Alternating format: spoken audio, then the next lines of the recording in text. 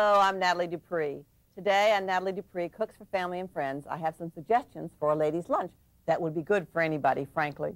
There'll be chicken salad with grapes, and then Barbara Robinson's cheddar muffins. They're just terrific. Even men love them. A take-along onion tart and sour cream flaky pastry, a lovely carrot salad, and finally, some fruit for dessert.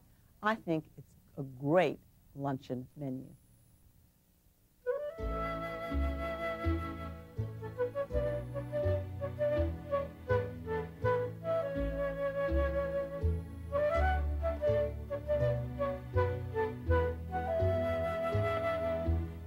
The first thing today is a chicken salad with grapes. It's from the section of my book I call Simply Smart.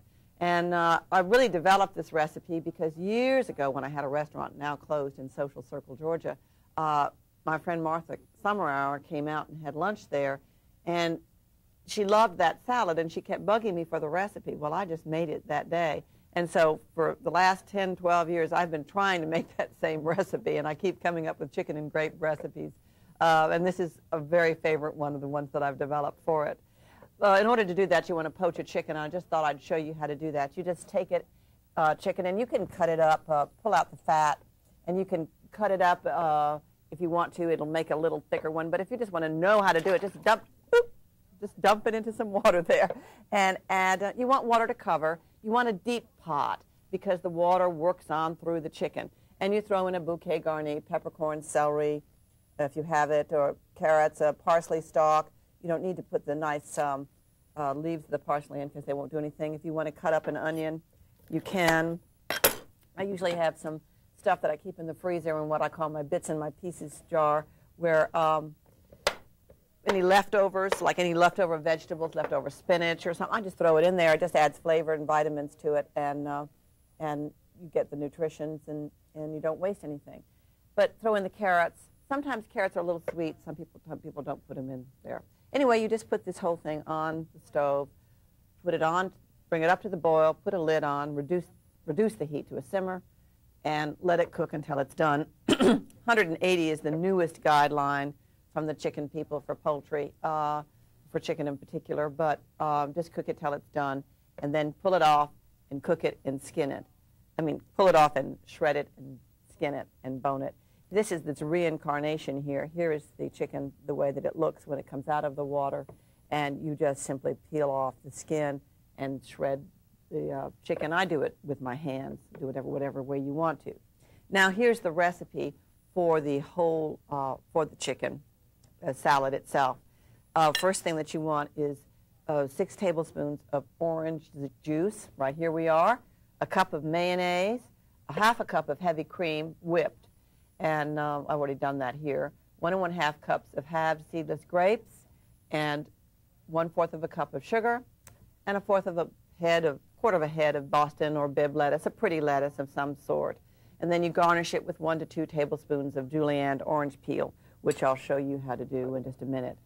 So you've got your chicken poached, and you've got it from the bones and shredded, and you want to have your grapes. And do get seedless ones. If you get the ones with the seed in them, you have to pull out the seeds. I use a paper clip that I've turned around into just pulled one end out and got the little hooker on the other end, and I pull the seeds out. But it's much nicer to buy the seedless ones. And you've got your cream whipped. I'm going to get this in here. And peel your orange and make your julienne strips, and I'll show you how to do that. If you want to do it with a knife, you have to peel the orange like this. And you want none of the white. You have to scrape off the white very carefully. And then you take your knife. You scrape it even more than I did, and you just cut tiniest, thinnest little strips. I don't know if you can see that. But if you're lazy, like some people we know, you just take this little gadget and go like that, not so deep that you get any of the white, and you have them, they're even curled for you. So you can guess which one I'm doing these days. Okay, add your mayonnaise and your grapes. And I didn't tell you that this was low calorie or low fat. I just told you that it was delicious. You're going to have to save your calories on something else. And you just toss all of these together. Let me add the juice. It's really so flavorful. And you can add the sugar if you like. You just have to taste it and see. Depends a lot on what variety of mayonnaise that you're using and whether or not you need it.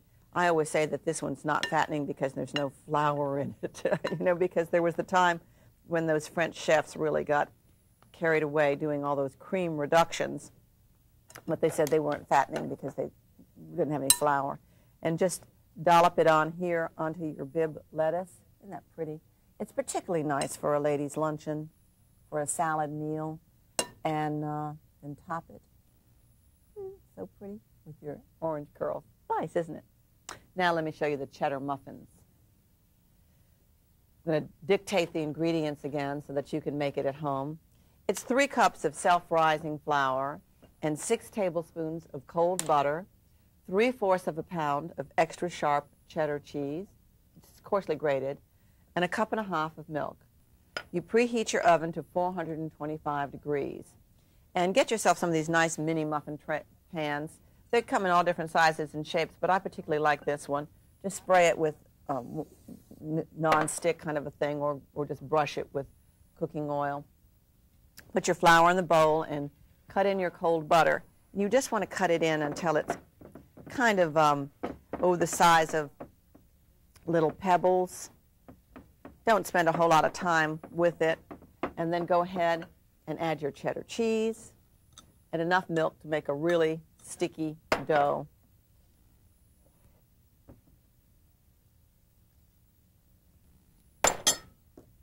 And you can cut that in with a pastry cutter like I did.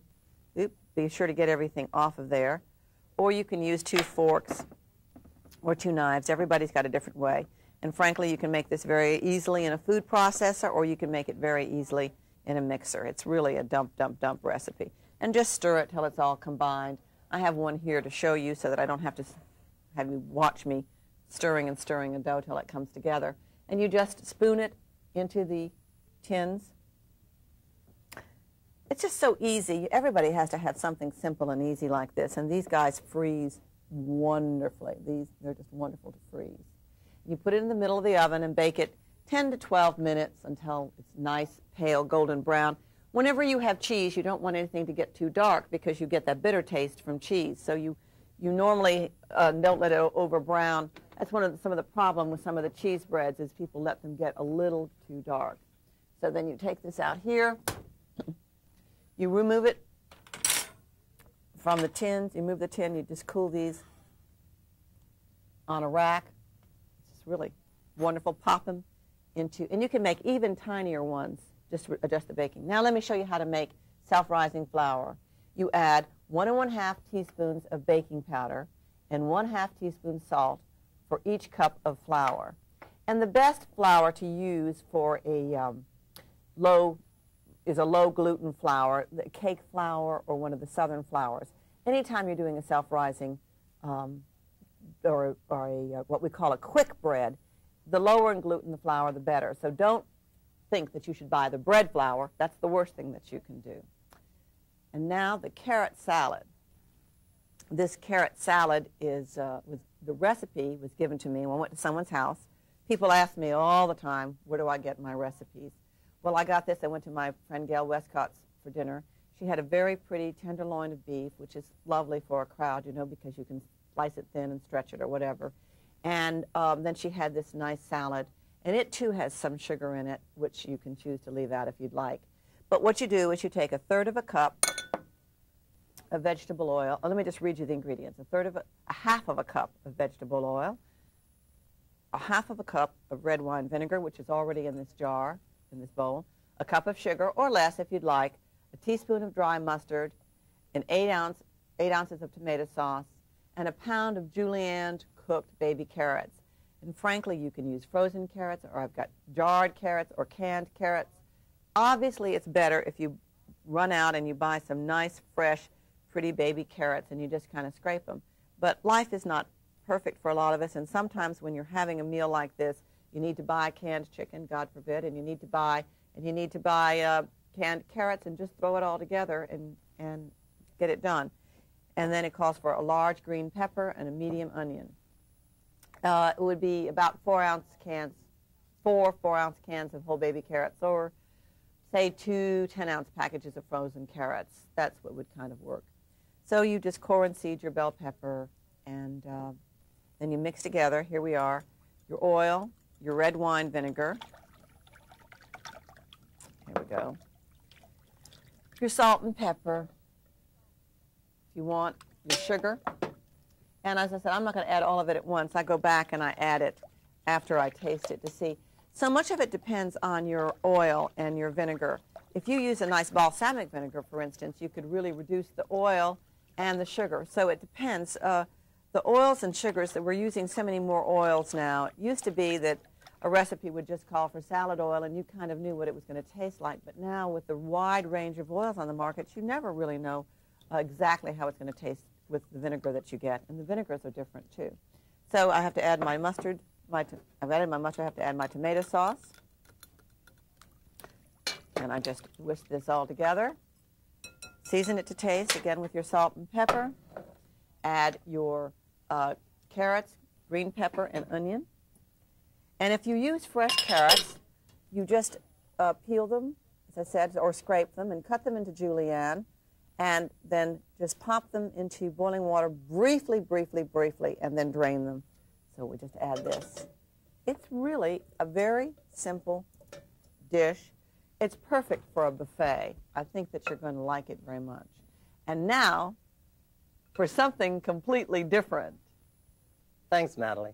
It's really a little different being on this side of the camera, let me tell you. First of all, what I'm going to do for you today is Barbara Morgan's cold curried shrimp. It's a great dish that you can do at the last minute or do ahead and put in the refrigerator to chill. What you do first is you take 1 to 1.5 pounds of shrimp. You can steam them at home or have the store steam them for you. That's a lot easier. When you get home, all you do is peel them and set them aside.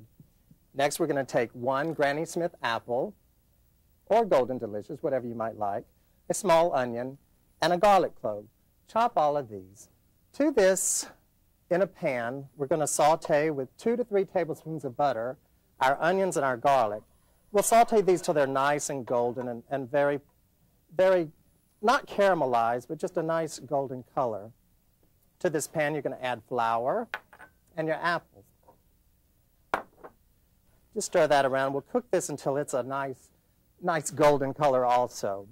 After this, you take 1 cup of stewed tomatoes, which I already have in here, and curry powder to taste, 1 to 2 teaspoons. I like a little more, so I'm adding some more to this. Mix all this up. When it's nice and mixed, you set it aside and let it cool. Now's the fun part. We take all of this, put it in our mixing bowl, just like that. Get every bit of it in there. And add your mayonnaise. I like to add a little lemon juice to store-bought mayonnaise. It kind of perks up the taste for us. Mix all that in. Get it nice and mixed. We'll add our shrimp. Get that mixed in really good. And then just mound on lettuce leaves and cucumber slices. Then just garnish green onions, a little toasted almonds.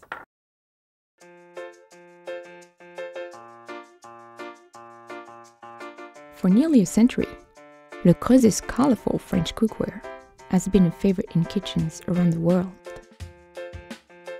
From its bold finishes and uncompromised quality to its easy-to-clean materials, the brand's range of iconic products are as easy to use as they are to love.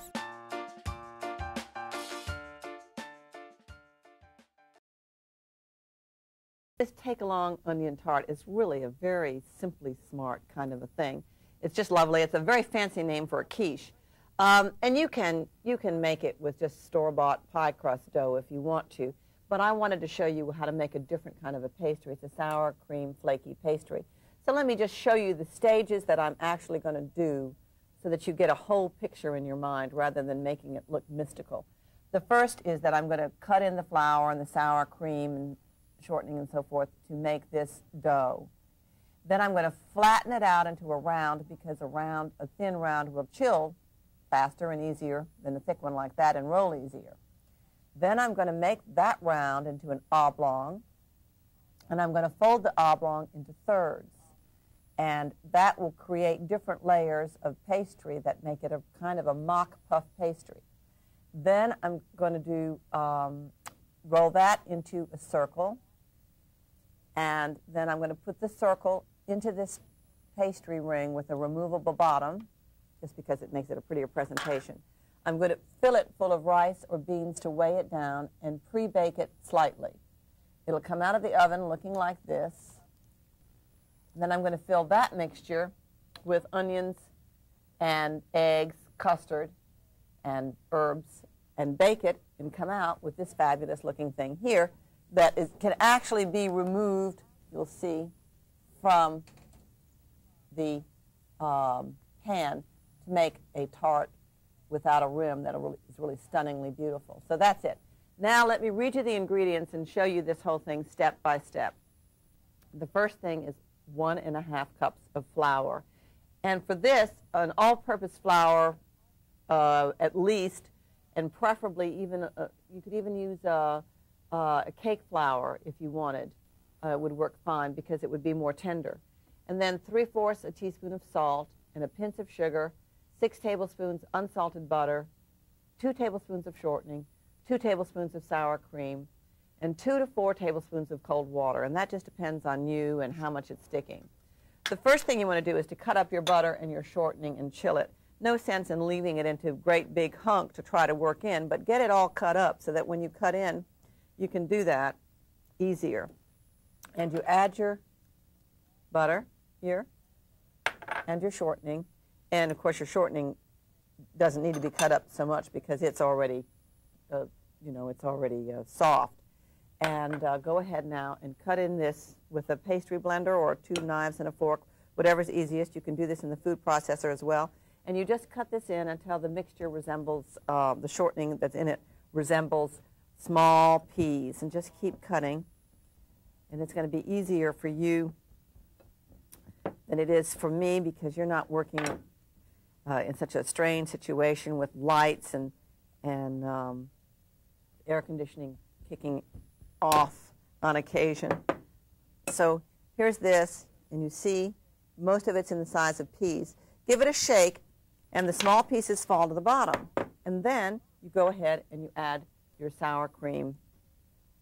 So let me just go ahead here and add it. And work that in slightly. I was supposed to mix that sour cream with 2 tablespoons of cold water. So mix your sour cream with 2 tablespoons of cold water first, and then go ahead and add it. And then add this flour to the dough. To add more water if necessary. Pull all this together, make a dough. I don't know what that is. I read it off to you, though, so I know what goes in there. Kind of lose track. And just keep working this till it forms a dough. Now, if you get to the point when it's not pulling together easily for you, then just pull a little bit out at a time and work back the rest. And add a little more water. What you're trying not to do is to keep working the flour so that it gets tough, but pull out what you think is just about right. And you could add a little bit more water to this to make it a dough, or keep working it. And as you can see, as I keep working it, the shortening that's in the bottom there that's not mixed in is mixing in together. Now when you think you're ready, you pull it all together into a ball. See, water is not really the enemy if you use a cake flour or a soft dough and if you have plenty of shortening. So it's pulled into a disc there now. And, but you can always add more water anytime you need to. If this didn't roll out for you well, that's fine. Now you form it into that round disc, and you wrap it in plastic wrap, put it in the refrigerator, and like magic, you have another one here. You chill it about an hour. There's that water. Right on the counter. Let me clean that up and then get started rolling. Now you want to be sure that your counter is nice and clear and clean before you get started, although I'm going to roll this out between pieces of wax paper because it's easier. It's just a lot less tense to have it between the pieces of wax paper. Just to start, I'm going to do that, although I could do it at the final step between wax paper too. Now this dough has been sitting under the lights just a little too long to show you, but you would just flatten it out like that when you put it into the refrigerator, and then roll it. And I'll get the other one that's rolled out a little bit more. I'm bound to find one that's not too soft. There we go. Let's put this guy right here. Put your wax paper on top. There we go. And I like a nice broad rolling pin. This is one of my favorites, as you can tell. Bought it in a little cookware shop in Asheville, North Carolina, and I've always just loved it. It's the kind of thing you can't find twice. You have to buy when you see it. But you obviously don't need a fancy rolling pin like this. And I've started to make a circle automatically, but what I really need to do is to make it into a nice long oblong, as long as I can make it. And because this dough is so easy to work with, I could actually patch that into an oblong if I thought that I was in trouble. There we go. Put this here. And as you can see, this is a rather imperfect rectangle. About 6 by 15 inches is what you really want. And get a ruler. Now, go ahead and fold it in thirds. And see how nice it is to have that wax paper? Fold this up here, this here. It's just giving you layers. And this wax paper is lovely because you can actually fold over like this with your wax paper and pull that off there. What happens is that we all get kind of panicked when our doughs get soft. And you really don't need to do that. A dough is very happy if you just keep running it back and forth in the refrigerator. There we go. And don't let it panic you. It's not a big investment after all. Now, I folded it in thirds, and then I turned it to make it look like a book. If I was going to read it, I would read it like this. And then I want to roll it and fold it one more time, if I can. And see, that's going to be beautiful. There we are. Roll it, fold it. There we go. There we go. And chill it about 30 minutes. You just need to be sure that the butter's not so hard that it makes it difficult for you to roll. And like magic, I have some more. Now, the other thing you can do is roll it between pieces of plastic wrap. And then take it now and roll it like I did before, trying to get it into a circle. Does seem a little crazy, doesn't it, to get into a rectangle, but you can't fold a circle so well. So here we go. Roll like this, and then turn it and roll like this. And then I can flip this over a little bit. Now that's gotten very soft on me. I'm just going to add more flour, and that's why you added extra water, because you can add all the flour that you want to and just brush off the excess. And as long as you give yourself plenty of time, make this dough the day ahead of time, the time that you want to serve it. Don't try to make your puffed pastries or your difficult doughs the very day that you're serving them. Make them ahead of time. Get them rolled and folded. Gives the gluten a chance to relax after you've beaten it up so much anyway. And do that. You always start in the middle of the dough and roll out to the edge. Start in the middle and roll out to the edge. Here we go. And then chill that 30 minutes more.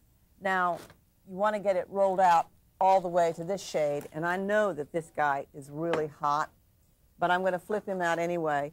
Pull off your wax paper where it's been chilled, and I'll show you how to patch him, because I always figure whatever happens to me might happen to you at home, and people keep writing me.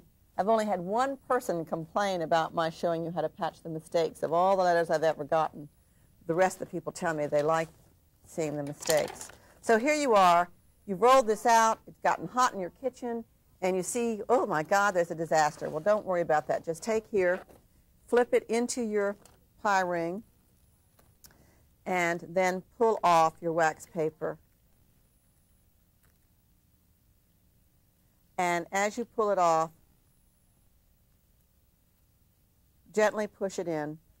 Sometimes, like I have, my long nails are on there, take a piece of your dough to use to push it in. And here we go. Here's this. Okay.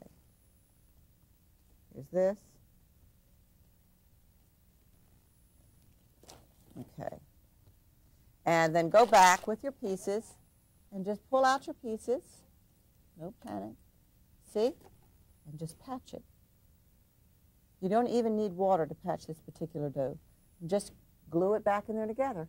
And just keep going till you work all the way around it. Here's the finished one. I don't need to sit and show you the whole thing. Gut it into your pie pan. Then I want to show you how to fill it with rice and beans. Take a piece of clean wax paper. Here's one here. Crumple it up. Put it into your dough and add rice or rice and beans. Both of these can be baked, you see, and they weight it down. Just fill it out, get those out to the edges, and bake it about 30 minutes. Remove it from the oven and reduce the heat to 375 degrees because you're about to make this custard. Then make the custard, and that's let me just give you the ingredients for the tart itself. You want 3 to 4 tablespoons of butter, 4 onions sliced, 1 1/2 tablespoons of flour, 3 eggs, 1.5 cups of heavy cream, 1/2 cup of Parmesan, and 2 heaping tablespoons of thyme. And what you do then is, and some cayenne pepper, you slice your onions and you chop your thyme and you cook your onions till they're soft and sizzling. And then you sprinkle a little bit of flour in, stirring it around about 1 or 2 minutes. And there it is. And then you spread these onions into your pie shell. Let me take this out of the cooked pie shell so you can see that. I'll very quickly put these in here. Spread this in there. And then you quickly mix together your custard.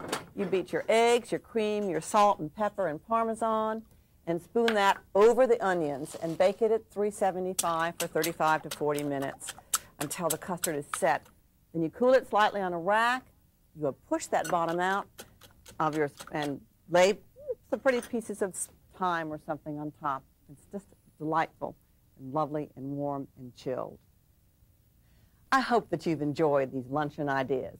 You can have chicken salad with grapes, or a take-along onion tart, or a carrot salad, and Barbara Robinson's cheddar muffins, which even men will love, and finally some fruit for dessert. But you know, I also hope that you really feel some confidence about that sour cream dough, because it will never be as hard for you as it is under these hot lights. I think that you're going to love it, and I hope you'll try it.